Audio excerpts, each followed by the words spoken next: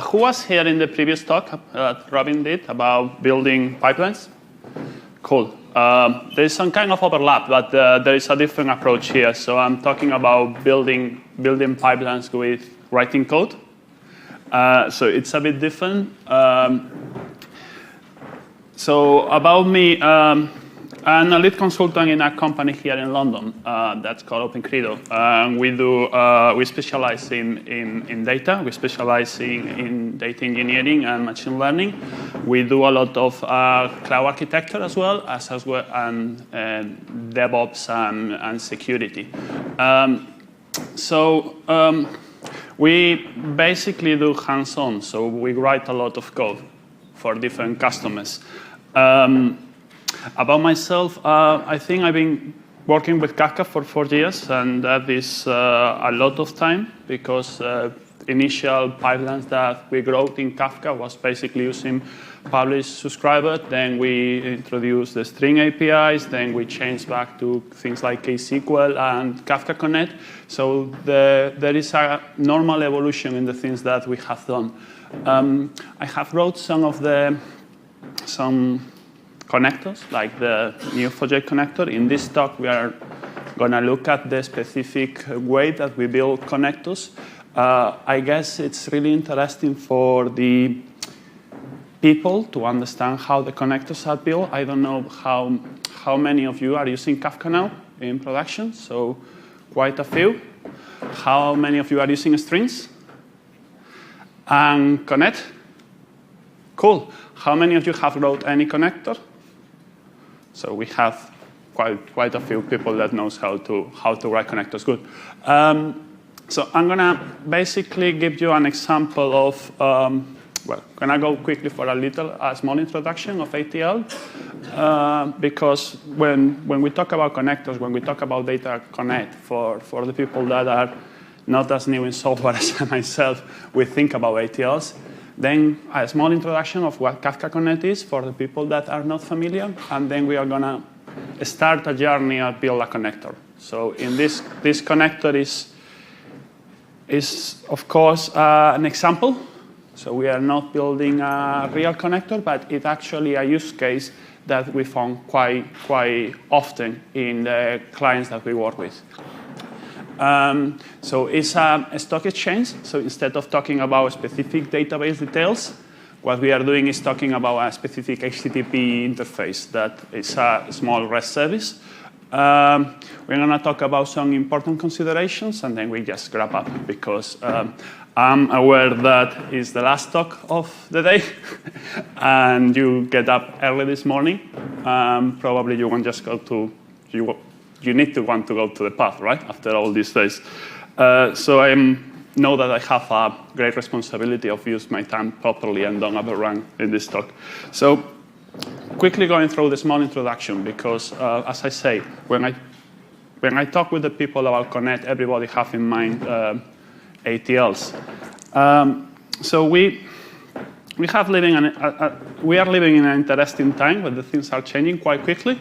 Early in the 90s, there was this requirement of, especially in retails, of running specific queries for data analysis. That was the beginning of data analysis and business intelligence, as we know.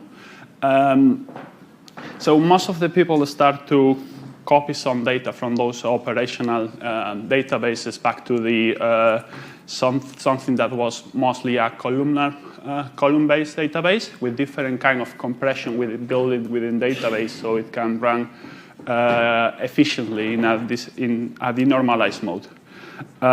Then basically the amount of data that we saw in the market, the amount of data that comes from the internet has been growing, and even if those traditional warehouse systems is still being every single day cheaper. So you can get nowadays a really cheap warehouse, really cheap comparing with what it used to be. The amount of data is still growing faster than it gets cheaper. From the other side, we live in a reality where we have different different data source, right? So we have in the past, most of our data source in the past was relational data source. Now we have NoSQL, we have GraphDBs. We have different realities into the data source. And we see real-time problems as well. Real-time problems means that now we have sensors, we have IoT, we need to get this idea of getting the results faster, right? So traditionally, ATLs was batch-based, so mostly batch operations that run time to time, copying data. Now we do see that we need to get the things in real time, and the traditional ATL was not really the most efficient way. They have some operational problems, right? First, the idea of having a schema that fits all the set of data, then the operational complexity of running those ATLs overnight. Another interesting pattern that we see as a consultant, I see quite often, and especially after coming to the summit, I see that more people is talking about is the idea of the events as a source of truth. When we build new applications nowadays, we actually build microservices most of the times. And the microservice have a clear characteristic, the characteristic of having different data source or different source of truth. So our source of truth in the company is no longer unique. It's now distributed across a set of different microservices. And there is an evolution in this pattern that we see is that the people first, well, previously these different microservices might communicate between each other by events, things that have happened and needed to propagate events. The normal evolution of this kind of communication is that we segregate it with maybe a streaming platform, a distributed log that help us to basically segregate or decoupling the publish and subscribers. At the same time, it evolves to a central streaming platform that communicates different applications and different microservices, making the platform a huge asset for our IT architecture, basically making the architecture to be forward data compatible. So we now focusing architectures that are forward compatible in terms of data. It supports something that we talk about, well, the keynotes talk about it, that is application state reconstruction. And application state reconstruction, even if it's event sourcing or a change log, is a really interesting concept and a powerful concept to have in your IT organization. And at the same time, allow us experimentation, right? So if we have the ability to reveal our system, if we can reveal the state of our application, then we can experiment with this state. So this change into the landscape have created a gap, a technology gap that needs to be fit. And this is what Kafka Connect tried to fit, at least, well, in my opinion. So Kafka Connect it comes with a framework, with the Kafka ecosystem. The main purpose of Kafka Connect is copy data from Kafka and to an external system, and from this external system back to Kafka. That is probably something that you are familiar. It is distributed and scalable. At the same time, one of the main components that we have in Kafka Connect is the connector, and the connector is reusable. So we probably don't need to write any code. Two different kind of connectors that I think we already talked about in the previous talk is the source connector. The source connector has the responsibility of taking data from a specific data source and publish this into the framework in the form of records. And the sync connector will take a bunch of records and then write those records back to the system, back to the different data store or the same data store. If we add the rest of the family here, we have the concept of introducing transformation, the same concept that was already mentioned, is the fact that we are still having our publish and subscribers. We have publish and subscribers that can basically read the data that we are ingesting, or publish new data back into the topic, and then we have Kafka strings. Kafka strings as an element of transformation. It allows us to take the data from from the different applications or from the different data source and transform it instead of just basically doing data cleansing. So we have a powerful tool to doing transformation. As we saw in many talks with the introduction of KSQL, the simplification of the language that we use to transform this data is much better now. So back to the same concept, we now have again an ATL that allows the extraction, the load, and the transformation, but it's no longer a tool as it used to be in the 90s. Now it's a platform. It is distributed in the sense that it comes with all the components in this platform are distributed. Therefore, they are fault tolerant, and at the same time are data-centric. So we don't have this concept of massive schema that is in the data warehouse. Before going into the details into the code that we are going to build, we need to talk about the different modes, standalone and distributed mode. So for the guys that was basically running Kafka Connect, who runs Kafka Connect in standalone and distributed? So few of you already run distributed Kafka Connect. The idea is simple. The idea of the distribution is it's OK to have Kafka Connect in a standalone, especially if you are running, for instance, containers. You can deploy individual Kafka Connect with a specific task.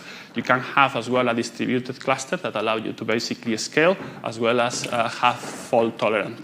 The idea of the distributed mode is that the task can be split across different workers, and as well, if there is a worker that is failing, you have a rebalance. You can actually get this task moved to a different or a live worker.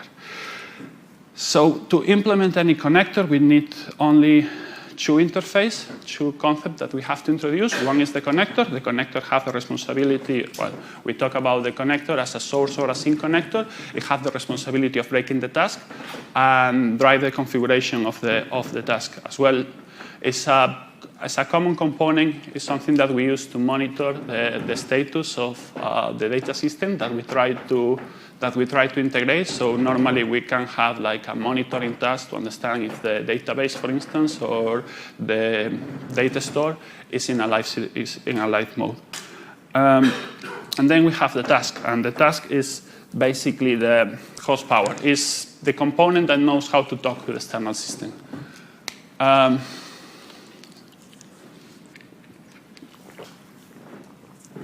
So of course, because of the different responsibilities between source and sink, we will expect different interface when we have to implement connectors. So our source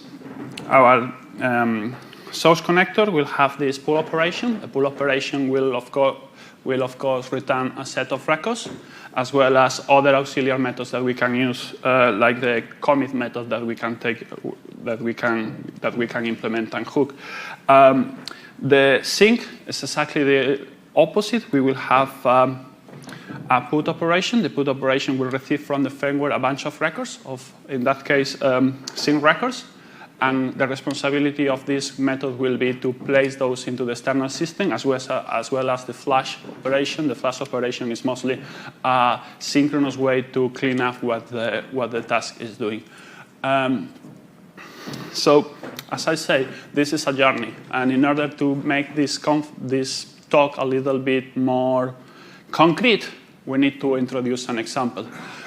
So our user case, as I introduced, is a simple user case where we have order service, and we work for a trading company. So in this trading company, we receive orders of basically buy or sell a specific stock price.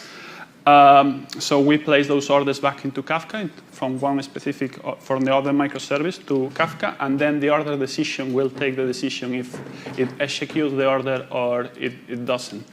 So the requirement that we have is at some point this order event that we need to enrich this event. So the order decision can basically be informed. So enrichment is one of the common use cases. So we have basic event that is just buy this stock. This is the price that I want to buy it, and this is the variance that I basically will admit. And we have one source, and the source in that case is an external service, something that we can think about this external service of a stock price service as Google Finance or Yahoo Finance, right? An API that allows us to query a specific stock price at the moment, right? So when we work in consultants, we always do something that is, okay, let's start with the naive approach. What is the faster way to build something, even if it's stupid? Because it helps you to clarify what will be the refinement of the approach. So starting with the naive approach, we can create a specialized service to do this enrichment. So we divide the topic. So we create two specific particular topics, one from the order price and the other for the enricher. And then we create a small service that is in a consumer and a producer that reads the data from the orders. Then it contacts this third-party resource because it knows the interface, and then republish the event back to the topic with enriched data, in that case, the reference price of the reference value. So far, it's good. It's actually working, and it's a working solution, but we have a few problems with the solution. The third problem is that, of course, it's wasteful, right? We need to, for each, in a streaming solution, try to contact a third party for every single event. It seems not the right thing. That introduced a discussion. Can we do cache? Yes, of course we can do cache. We will not. It's not critical. There is a variance. There is a control, so we can introduce some caching, at least in this example. And the second thing is that, well, the knowledge of how to contact this external system, how to extract data from this external system, it's built into a component that should be only doing transformation, right? It's an enricher. So we probably want to expose this data back to different things. Maybe another thing needs to do something similar and enrich this information with other kind of events, or maybe they just want to publish this in our website. So we revisit the approach, and what we do is basically, well, let's use the framework. What are the capabilities and the technology that we use that at Kafka, right? So we can use Kafka Connect, of course, for extraction. So we introduce a new component that is the connector. So that is a connector source that will know how to talk with this specific well-known API. And then we change the enricher for a transformation. And our transformation is mostly our source will publish the price. We have an event. So the only thing that we need to do is basically aggregate the updates that we have from the source and then perform a single join. And we can do with Kafka streams, or we can do that with KSQL. At the end, we will end having exactly the same, but two clear responsibilities segregated. So now the question is how we get, which connector do we use, right? So for the people that are not familiar with Connect, the first thing to do is actually, we mentioned that it's a reusable component. So probably we need to go to the web page, the Confluent web page, that have a set of connectors that are existing. Not all of the connectors that are in the community are in the web page, but the majority of them are. It classifies the connectors into three different categories, one being the Confluent connectors that are developed by Confluent, other connectors that are certified. Certified connectors are mostly service integrators that go to a certification process, so the code is validated. And then we have open source or community connectors. My recommendation is, as per any other open source solution that you use in your architecture, you have to do your typical due diligence. So after scanning this web page, we detect that there is a connector that may fit. That's the red connector, and it's good to explore it. We can actually check it. Is that connector good for us? And probably it is. For our example, because this is a well-known third-party API, we want to do something a little bit further with the connector. So the REST connector is quite transparent. We want to introduce schemas. We want to do something more fancy with the API of the connector. So we decide to build our own connector. So we start the journey of building a connector. So Who of you here write Java code? Or any JVM code? So JVM language code. Well, I've been writing Java for I don't know, 15 years, and of course I have used the Java API. The reason for using the Java API is that it is the API that where connectors are built, so it's more transparent and clear to write the code in Java. So starting for the source connector, we just basically need to define two interfaces, the source connector and the task connector. So we can extend the source connector. We get the set of methods that we want to run. One of the main methods that I always look is at the configuration, is where I start. The reason why I start with the configuration is that I want to know what is the interface of my connector. I want to know which kind of parameters do I need to request, and I want to document those parameters. The config definition, this small object that the method return, is where you place the configuration of your connector. So for our example, we need to have 3 parameters. One parameter is the URL of the service. This third-party service might be a well-known URL, but the URL might change, so we introduce the URL as a parameter. The second parameter is how often do I pull this resource, right? Because we can hammer this third-party resource, but we don't need those frequent updates, so we might want to introduce a set of milliseconds of how often do I query this resource. And the third parameter that I introduce is the topic. In which topic do I need to publish this? This configuration object is not only for basically defining which configuration do I need, it's as well a good place to document the configuration. If you use the config control center that is privative, and I have used it in different clients, you can get even a small UI to configure those connectors. So our configuration will look something like that. We have our resource, and probably the naming is not the best one, the class that we are implementing, the connector class, the number of tasks that we are using, and I'm starting only with a single task for this connector, the URL of the service, that was the parameter that I have defined, as well as the interval and the topic where to publish. So the next step is, of course, we might, for instance, for the URL, right? So we define the types of the parameters. We can use 2 things. One is the validators, and the other are the recommenders.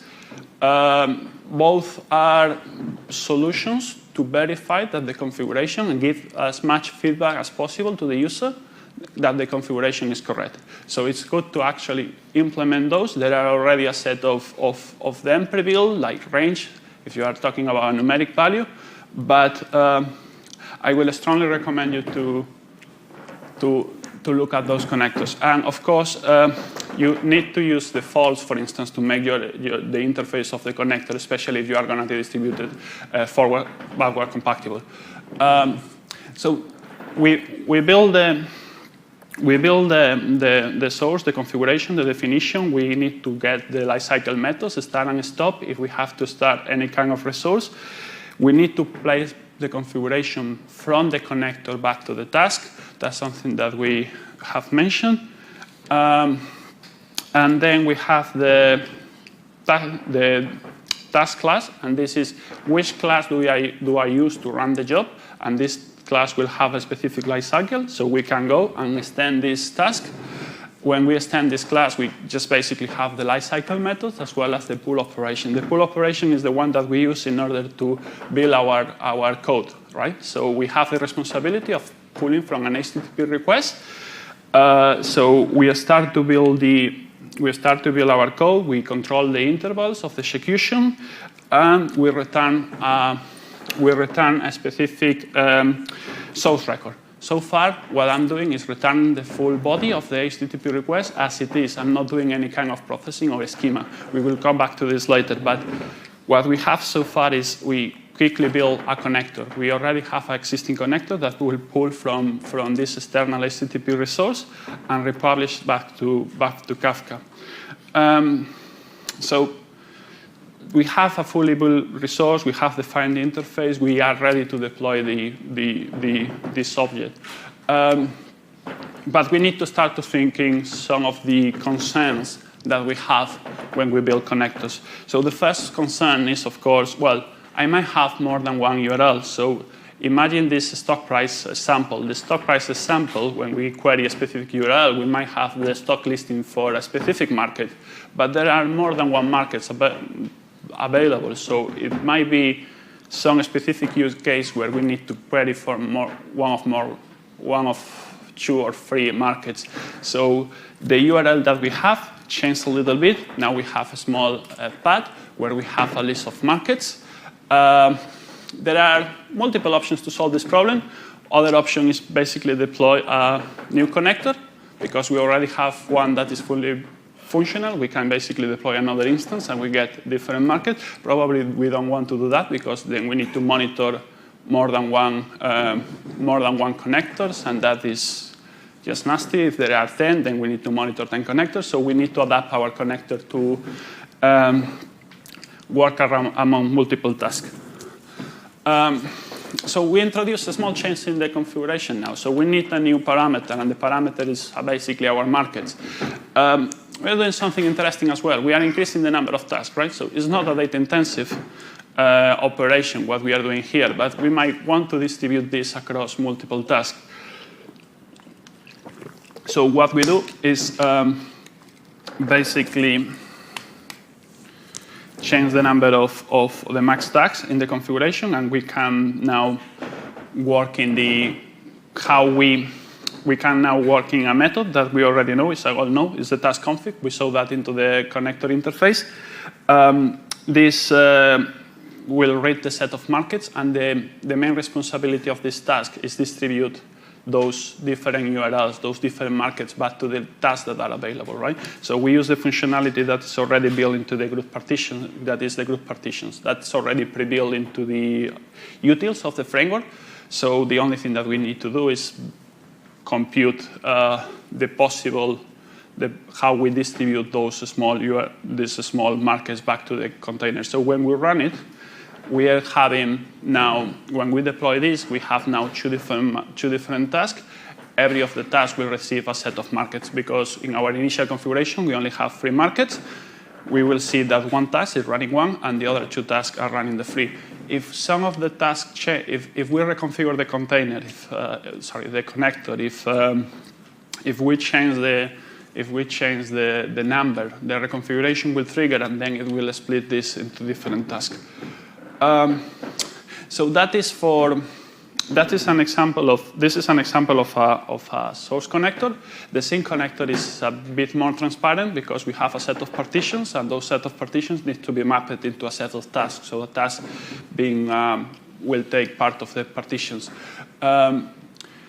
Another important requirement when we think about it is that we always query the same data. We iteratively query the same data over and over. The body of the listing can be high, or can be quite large.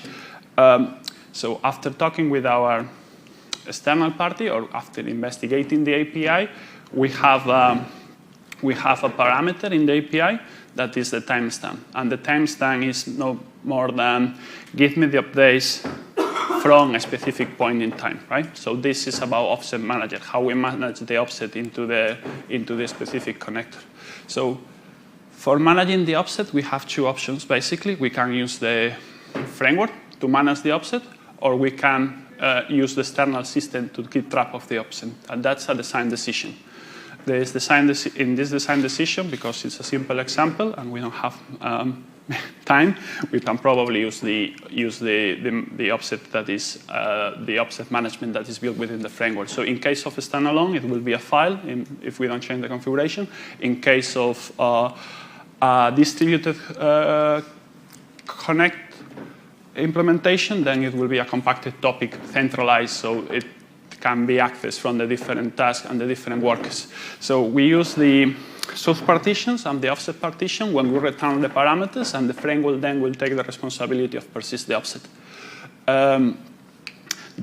Even if the code here is a bit convoluted, it's basically because of the maps. So we have different complex object to represent both things, to represent the the key of my offset. For instance, this is, in the case of a database, which database and which table, and as well the offset, which column on the, sorry, which row ID into the database.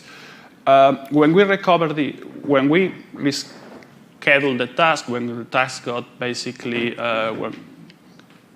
when we change the number of tasks, we then need to recover the offset back. We recover the offset back using the offset sectoral reader that is part of the connector. So the framework allows us both things: persist the object and recover back the offset. So during the reconfiguration of a task, during the start and stop life cycle, we can do things like read what is the offset, the specific offset, and then use it within the connector to basically know where we was. Well, another important thing that I didn't mention, of course, for us, our offset is the last execution. When is the last time that I successfully get the data? So I'm going to go quickly through three considerations. One is the data schema. We mentioned, or I think someone mentioned before in other talks, that the Kafka Connect offers a specific API for the schemas. We definitely need to use it when we are building source connector. We basically use a couple of features from the framework. One being the schema, and the other is the struct. The schema being the representation of the metadata, and the struct the object. So for our stock price, we can use the Schema Builder, build basically a representation or a schema for our data, being the market and the stock strings, and the price, of course. Working in finance, I'm not going to use a floating, so I need to use a decimal implementation, and the object. So now we can stop to send single bytes from the HTTP and then map it to a specific schema and a specific data structure. So this is the data lining is interesting, the ability to recover the schema. It can be quite tricky sometimes. We always need to go to the source. So if it's a database, we need to check the metadata of our tables. If it's a file, we need to try to discover which is the format of the file, and then align it to the internal data representation. And of course, because different databases have different numeric types, you have to do your mappings. You actually need to implement your own mappings. The other interesting concept that we have is the message delivery. And that's an important question. So especially when you work in consultant, you go to your client, you propose a solution, and the first thing that you are asked, what's the message delivery? So I just give you here a small introduction. So the source connectors are normally at least once. For our example, because we are always pulling the same information, we are persisting the information back into a stream. We don't really care if it's at least one, if that makes sense, because the data will be overwritten, so it will be idempotent.